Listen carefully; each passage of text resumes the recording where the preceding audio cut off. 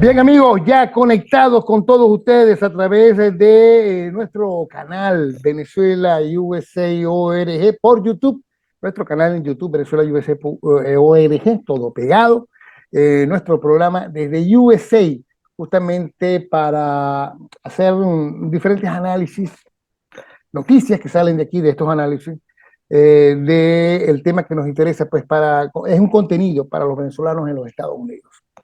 Hoy, con el director ejecutivo de Interamerican Trends, Antonio de la Cruz, articulista, ustedes lo deben haber, por supuesto, ya compartido algunas de sus análisis con respecto al tema no solamente político, sino también económico y específicamente petrolero, que es lo que nos atañe en esta entrevista, ¿no? Con el tema, porque él es experto petrolero, con muchos temas que todavía no terminan de estar, no terminan de clarificarse, ¿no? En cuanto a las políticas y los negocios que se vienen haciendo allí con respecto a la industria y la situación en la que se encuentran las instalaciones venezolanas luego del deterioro. Algunos de los entes que están dentro de, esa, de ese régimen que ha ganado terreno en lo político, luego de la situación del interinato, bueno, han ganado mucho terreno y ellos se advierten que todo es producto de las sanciones, pero todos sabemos el deterioro que tuvo la industria a través de los años. ¿Cómo te encuentras, Antonio? Muy bien, gracias, Damaso, por la invitación a tu programa. Siempre es un placer. Mira, por supuesto, sabes que el complejo de refinerías Paraguaná pronto, bueno, va a comenzar justamente una revisión de 100 días para recuperar su capacidad de destilación de crudo, ¿no? Según fuentes que dio, en este caso Reuters, que por cierto adelantó que este sería un trabajo, un esfuerzo conjunto entre la PDVSA que está ahí y la Compañía Nacional de Refinación y Distribución de Petróleo de Irán. Esta asistencia de Irán en el centro de refinación paraguana no se entiende mucho, toda vez que, bueno, todo el mundo ha indicado que ya de alguna u otra manera hubo una apertura con la entrada, con el ingreso de Chevron. ¿Qué está pasando allí? ¿Se está llevando Chevron el petróleo extrapesado que tiene Venezuela hacia las refinerías en Estados Unidos? ¿Qué es lo que, para qué esta intervención, para qué esta toma de posesión de Irán con respecto a las refinerías en Venezuela, específicamente en Paraguaná? ¿Qué tipo de petróleo se va a tratar allí? ¿Petróleo iraní, petróleo venezolano? ¿Nos puedes clarificar un poco? Sí, Damaso, ¿qué ha ocurrido? Veamos. Primero, la industria petrolera en su totalidad, lo que se llama aguas arriba y aguas abajo. Aguas arriba es producción y aguas abajo es refinación.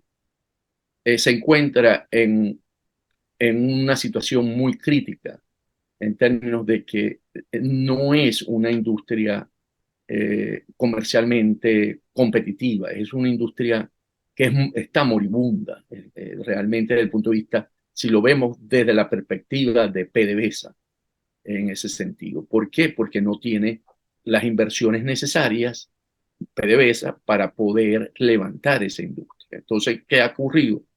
Que si lo vemos en refinación, para empezar por ahí, hemos tenido siempre, se ha caído de una capacidad de unos, vamos a redondear, 1 millón de barriles que tenía la industria, o que tiene instalado la industria petrolera venezolana, apenas se está produciendo un 10-12%, 120.000 barriles.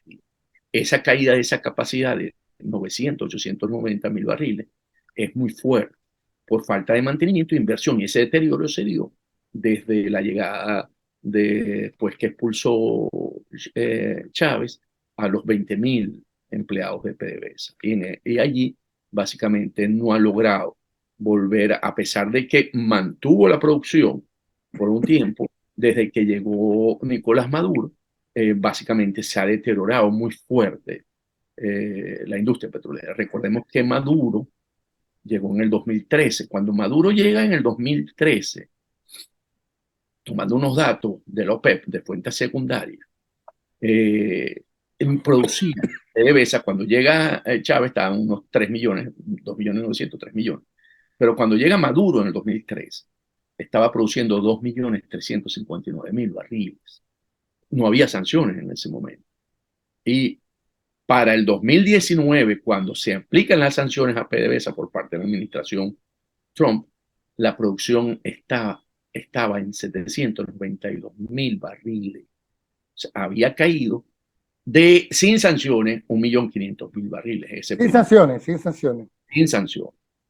Cuando se aplican las sanciones en el 2019, y vamos entonces a ver cuánto fue la producción anual del año pasado promedio, vemos que son 685.000 barriles.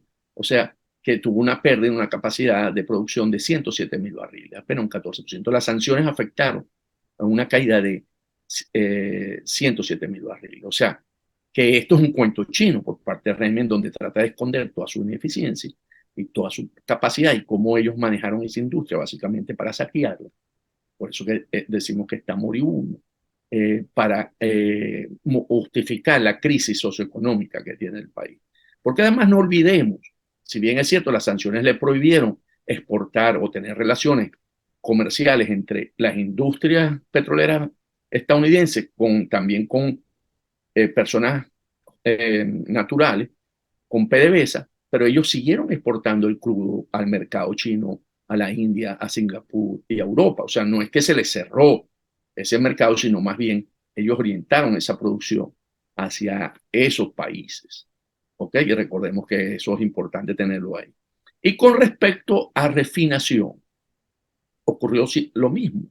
Empezaron a tener problemas en la producción de gasolina, de diésel, de fuel oil, de gasolina de avión, en los complejos, tanto en Paraguaná, como señalaste tú, Cardón y Amuay, y en El Palito, y Puerto La Cruz, de la otra refinería. Entonces, El Palito siempre ha sido una refinería muy sofisticada en términos del manejo operacional. Y allí siempre ha habido dificultades. Y el crudo que recibe El Palito para procesar es el crudo de Barinas. Entonces, que básicamente esa refinería que ese campo era de Corpoven en el pasado, esa es una refinería diseñada para eso. Porque recordemos que las refinerías tienen una dieta de crudos, crudo mediano, crudo liviano y crudo medio pesado. Entonces, ¿qué ocurre? Que esa refinería, que fue la primera que trató de levantar los iraníes, no logran estabilizarla, la arrancan, pero la confiabilidad operacional se cae, funciona una semana, pum, y se vuelve a caer. Y entonces trae problemas en términos de eso. Y lo mismo les ocurrió no en términos de la reparación, sino en Cardón y Amuay. Ahí básicamente los procesos son inestables, por lo que estamos hablando, porque realmente operan bajo unas condiciones de poca confiabilidad. Entonces, ¿qué ocurre?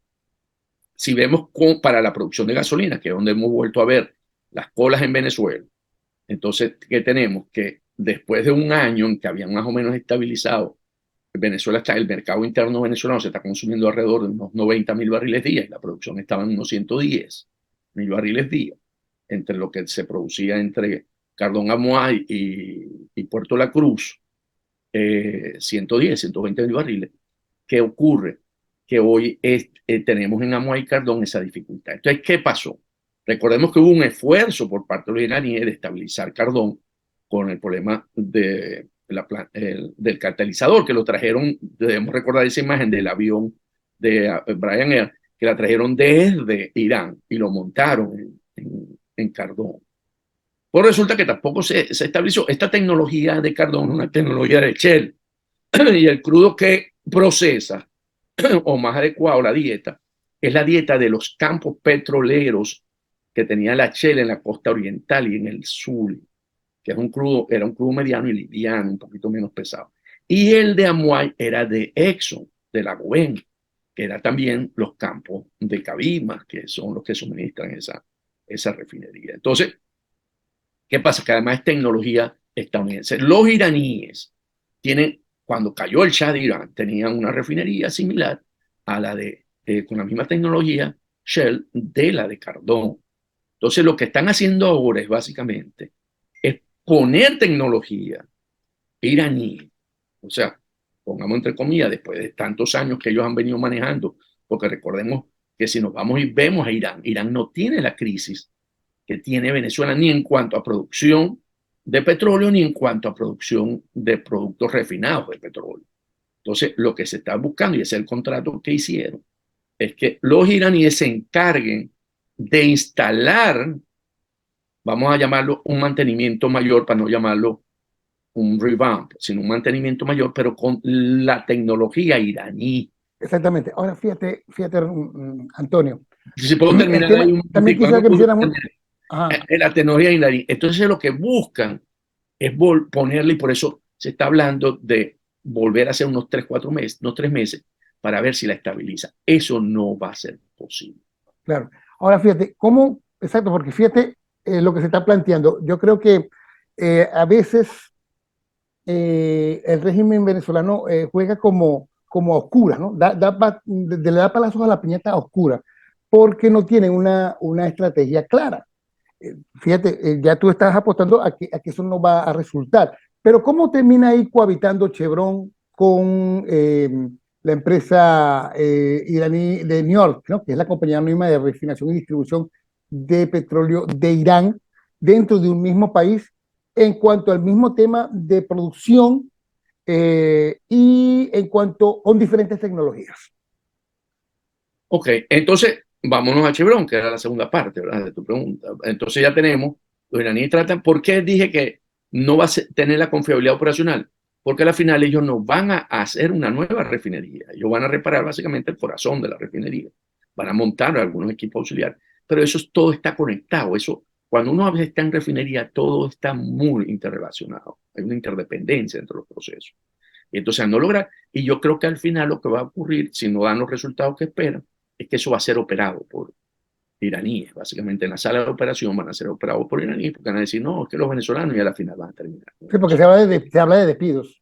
Entonces, vámonos a Chevron. ¿Qué pasa con Chevron? Chevron tiene dos campos en el sur y dos campos en oriente. El campo de Petroboscán y Petroindependencia y Petropiar en el oriente del país, ¿verdad? ¿Y qué ocurre?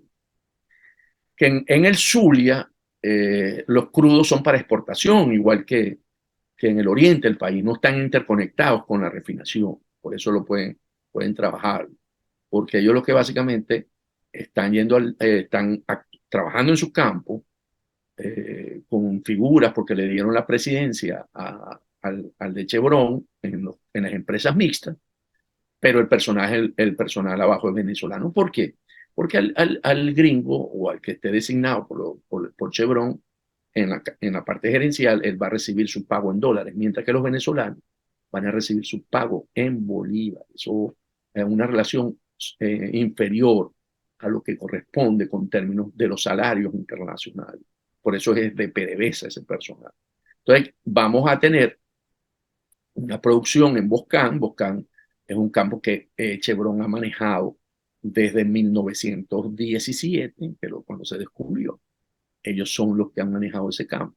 Y eso es un crudo que se utiliza para hacer asfalto aquí en Estados Unidos. Con el proyecto de infraestructura del presidente Joe Biden, ellos necesitan poder tener la máxima, y eso es una buena producción de asfalto, y ese crudo está diseñado para las refinerías de aquí que procesan, de Chevron que procesan ese crudo. Entonces, tenemos un crudo que se va a venir para Estados Unidos. Hay otros crudos, los crudos que están en la faja, que se venden también aquí, y que Chevron se va a convertir en el broker de esos crudos para las diferentes refinerías aquí, para Phillips, para Citgo, para Valero. Entonces, ellos básicamente se van a convertir. Entonces, no hay un choque entre la estancia de los iraníes reparando Cardón y Amuay y Chevron dentro del país, porque el Chevron lo que busca en Venezuela, primero cobrar su deuda de alrededor de unos 2.800 millones de dólares, entre el préstamo que le hicieron a Petroboscán de 2.000 millones en 2019, en 2012, y lo que le adeudan por dividendos en las empresas mixtas a la parte de Chevron. Recordemos que estas empresas mixtas, PDVSA tiene el 60% y Chevron el 40% de las acciones. Entonces corresponde de las ventas que ocurren una alícuota para Chevron, que es lo que ellos vienen solicitando, que no se le ha cancelado, porque desde el 2019 tomaron la decisión de no cancelar más el préstamo de 2.000 millones, y eso se ha ido acumulando con las sanciones en en capital, el capital y en los intereses sobre todo. Entonces, aquí hay una estrategia de recobrar deuda, pero también una estrategia de posicionarse en Venezuela en una posible apertura en Venezuela cuando se dé el proceso electoral que se espera que le dé legitimidad de origen al nuevo presidente, sea Maduro, ¿verdad? Entonces, claro, al tener esa legitimidad de origen, se suspenden, cesan las sanciones y Venezuela se vuelve a convertir en un país atractivo para volver a ir a poder hacer algunas inversiones. Justamente, Antonio, esa es la imagen que se está dando en este momento en Venezuela. Hay cola por el tema de la gasolina. Vuelve otra vez el tema del que no es suficiente la gasolina que se está produciendo a nivel pues, de la casa. Y por supuesto que todo el mundo está esperando que de un momento a otro se encienda la posibilidad de progreso y desarrollo. Sin embargo, bueno, todos sabemos que justamente, bueno, han pasado 23 años, vamos para 23 años, yo creo, ya de prácticamente de crisis política, de un éxodo de mano de obra desde el 2002, como tú lo tocaste, calificada, que ya no existe en Venezuela, la corrupción crónica, las duras sanciones estadounidenses que no se pueden negar y una grave falta de capital, que en este caso, porque Maduro no tiene dinero en este momento para eso, tiene dinero para otras cosas, que, bueno, que prácticamente es responsable de que la industria petrolera siga colapsada en este momento y no pueda y continúe en el abismo, cayendo en la ruina. ¿Se puede parar esto? Falta tocar más fondo, puede levantarse la industria petrolera con esta crisis donde todavía no se sabe si hay una estabilidad política en cualquier momento. En términos de esfuerzo propio, suponiendo que logremos esta estabilidad política de origen, de reconocimiento, después de unas elecciones por parte de los Estados Unidos, es muy difícil con esfuerzo propio, porque para ser una empresa petrolera sea vigorosa y pueda tener y eso PDVSA no lo tiene, tiene que tener abundantes recursos de crudos, livianos y medianos que no lo tiene, porque se han perdido esos campos que administra PDVSA, tanto en Occidente como Oriente. Tiene que tener gente preparada, o sea, lo que se conocía como una meritocracia empresarial comprometida y suficientes recursos financieros, ¿ok? Para invertir en el negocio. Y sabemos que nada de eso tiene PDVSA. Entonces, ¿qué ocurre? Que bajo el esquema tradicional de convertir, de seguir sacando la Venezuela petrolera, de que podemos, no es el esquema propuesto. O sea, por eso dije que ahí donde está apostando Chevron en Venezuela para poder renacer nuevamente. Va a tener que buscar convertirse en un país hacia adentro, porque Venezuela necesita recursos energéticos, porque como sabemos, ha perdido todas sus capacidades y hay consumos internos, y para poder generar un crecimiento del Producto Interno Bruto, necesitas generar actividad económica interna. Y podemos, ahí sí podemos, poder generar unas iniciativas que regresen a esta empresa. Vamos a tener que revisar seguro en ese nuevo proceso la ley de hidrocarburos, porque vamos a tener que ir y lo va a tener que hacer a una privatización. Algo de esto habló Elías Mata recientemente con respecto al tema de la necesidad de una nueva ley. Mira, y Biden, a ver, ¿tú crees que tiene la intención de adoptar un enfoque más matizado para una Venezuela liderada, no se puede negar, por Maduro? Y bueno, ¿qué van a pasar allí con las con las duras sanciones estadounidenses, que sigue siendo un elemento disuasorio clave para la inversión extranjera en cuanto al tema energético en Venezuela? La administración Biden, en una búsqueda de entenderse con la región, en una región que ha cambiado hacia gobiernos de izquierda, eh, se traga los sapos que tenga que tragarse. Si en el caso de ser Maduro, por eso digo que es una elección donde suceda un proceso electoral y gane Maduro, ellos van a trabajar con Maduro. O sea, ellos no tienen ningún inconveniente. Porque en la agenda de cambio climático que manejan aquí en Estados Unidos y en la que desincentiva la inversión en los campos petroleros porque quieren tomar las decisiones correspondientes para llegar a que el incremento de temperatura esté por debajo del 1,5 grados con respecto al 2000, creo que es el 2002, que fue cuando se firmó el Acuerdo de París, ¿verdad? Para el cambio climático.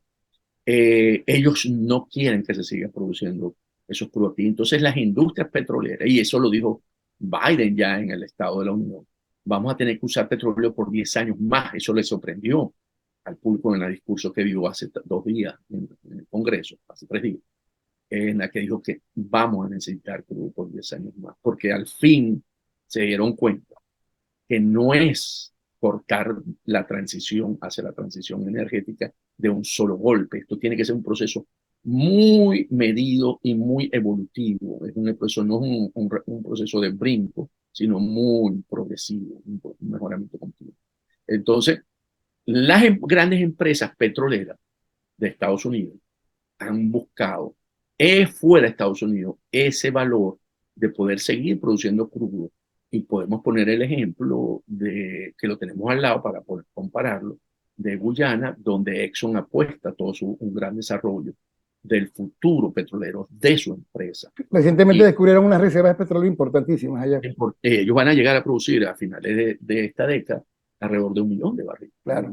Entonces, en el caso de Venezuela, Chevron tiene esa misma política. Es más, Chevron acaba de anunciar de que, si mal no recuerdo, si es Libia o Argelia, tendría que afinar ese dato, ellos van a tener una inversión para producir crudo de 17.000 millones de dólares. En Venezuela no han dicho cuánto va a ser la inversión, porque todavía no pueden hacer inversiones en Venezuela, por lo que es la seguridad en términos de confianza dentro del gobierno de ese Estado de Derecho que en Venezuela no ¿No? existe. No hay forma de que el gobierno reciba ese dinero. No hay manera. Y recordemos que Chevron le metieron preso a 2 ejecutivos, no sé si tú recuerdas, hace como 2 años, porque no firmaron una orden de un negocio raro que había. Y se los metieron presos y tuvieron que recuperarlos rápidamente y sacarlos del país. O sea, Chevron tiene eso en su memoria. ¿Okay? Claro. Entonces, mientras no haya seguridad jurídica en el país, es muy difícil hacer grandes inversiones. Mira, y hablando de la seguridad jurídica, que es muy importante, el tema de las violaciones, no solamente los derechos humanos, que tocaste el tema de 2 ejecutivos de Chevron, y por supuesto del gran número de venezolanos que han sido afectados con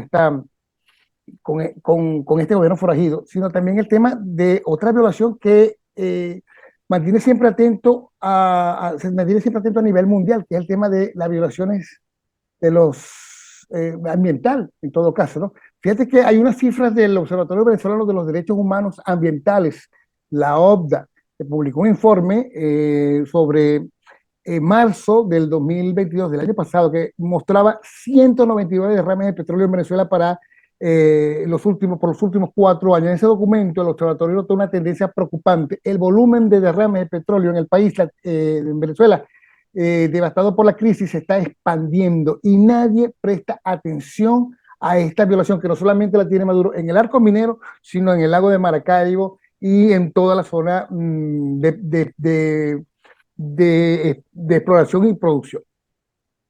En ese sentido, todo lo que es esta nueva ola que está en América Latina, en una búsqueda de retomar nuevamente esa unión de izquierda, se hacen de la vista gorda con respecto a los regímenes que son similares. En ese caso, con respecto al impacto ambiental, no hemos oído por parte de nadie, de ninguno de los países de la región ni de Estados Unidos, de eso que tocaba de decir y de lo que tiene en la parte del arco minero.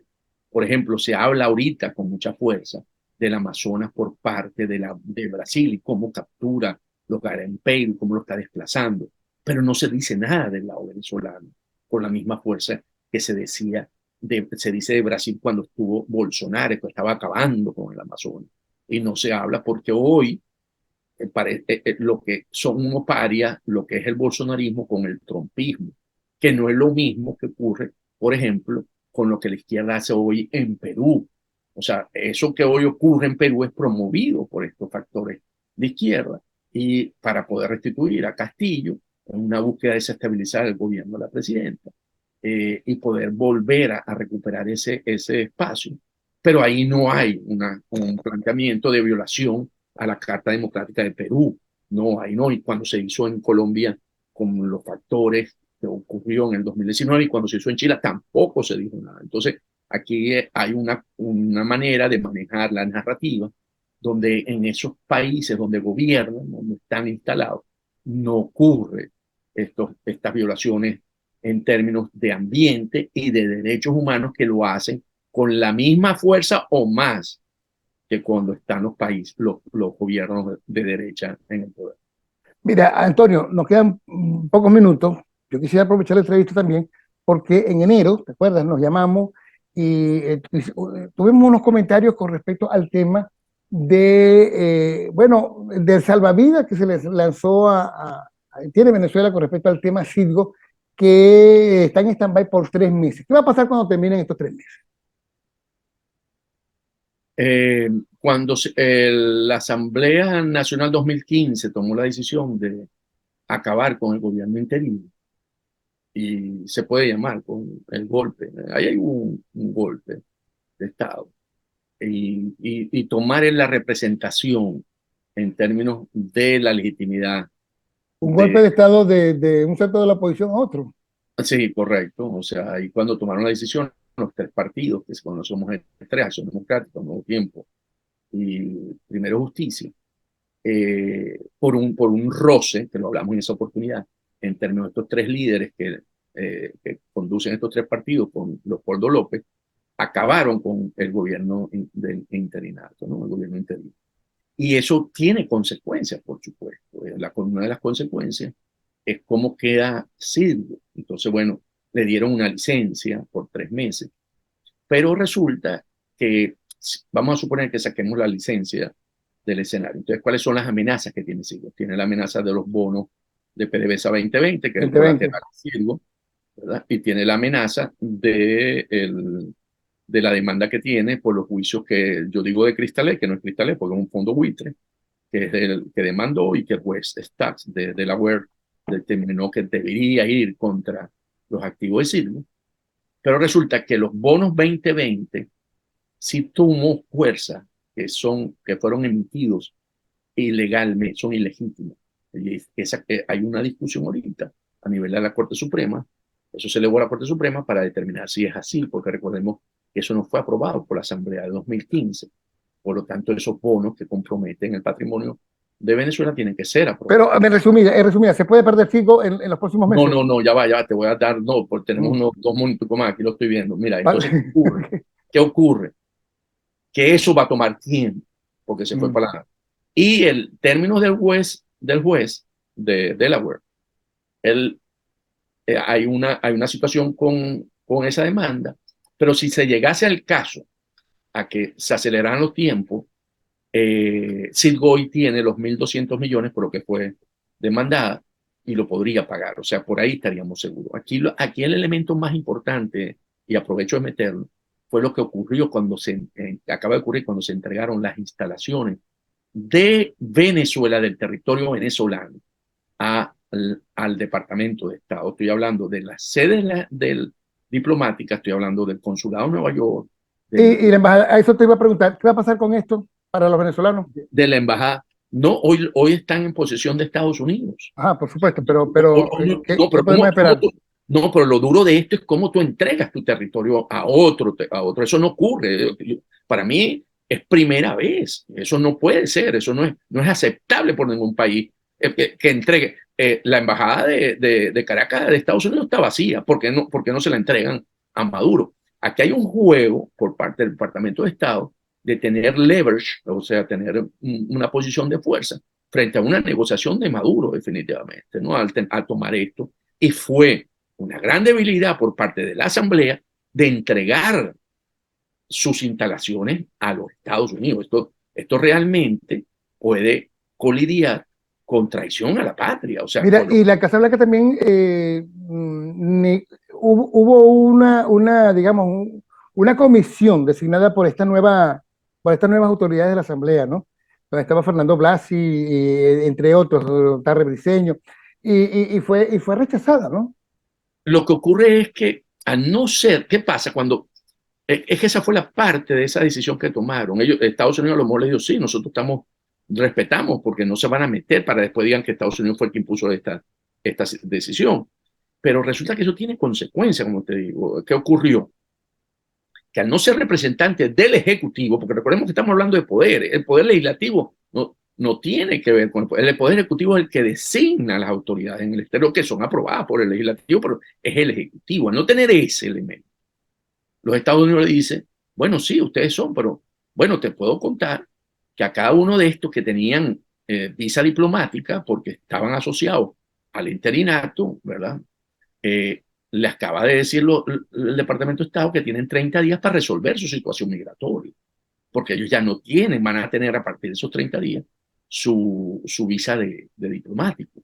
Entonces, porque no son representantes de un ejecutivo, son representantes de un legislativo, que bueno, sí, está bien, son representantes legislativos, lo podemos aceptar, y por lo tanto ustedes no gozan de los beneficios de ser embajadores o representantes de un poder ejecutivo. Y eso lo estamos viendo ya. Entonces, por eso digo, el señalamiento que se entregaron las casas de los embajadores ante la OEA y ante ¿cómo se llama? Ante Casablanca, las agregadurías militares, las sedes del consulado, Credenciales, todo. de eso realmente me parece que fue una decisión que fue solicitada por el Departamento de Estado, pero que no se debió haber acatado por mucho que presionaran a la Asamblea para que las entregara. Porque definitivamente, como te digo, lo que puede pensar es que es algo que se guarda en los Estados Unidos para poder negociar con Maduro en cualquier momento. Bueno, muchísimas gracias, Antonio. Antonio de la Cruz, director ejecutivo de Inter-American Trends. Estamos en la rayita allí y nos complace mucho haber tenido este análisis para todos ustedes de parte del experto petrolero y también político en materia política y geopolítica, pues Antonio de la Cruz. Muchísimas gracias, Antonio, por compartir con nosotros en este nuevo espacio desde USA.